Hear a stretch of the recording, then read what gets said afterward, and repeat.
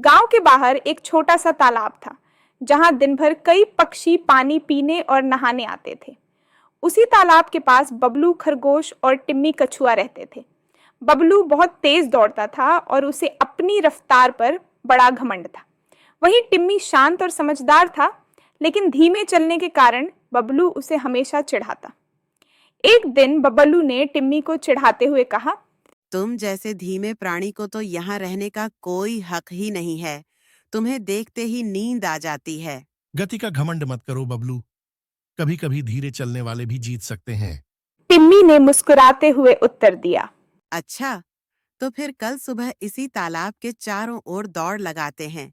देखते हैं तुम्हारा धैर्य जीतता है या मेरी गति।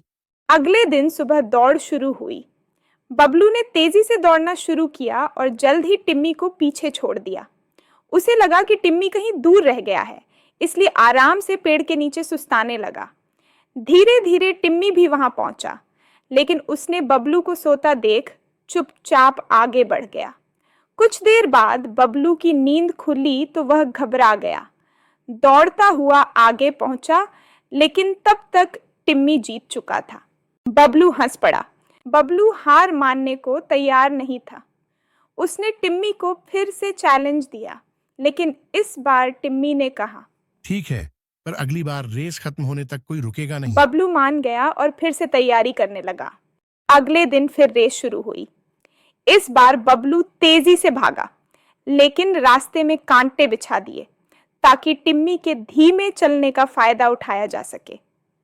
टिम्मी ने भी ध्यान से दौड़ना शुरू किया, लेकिन रास्ते में कांटे देख रुक गया। तभी उसने बबलू को अपने के पर मुस्कुराते देखा। टिम्मी ने चुपचाप अपना रास्ता बदल लिया और दूसरी ओर से जाकर रेस जीत ली। अंत में बबलू को समझ में आया कि चालाकी से जीतने की कोशिश करना उसकी सबसे बड़ी गलती थी।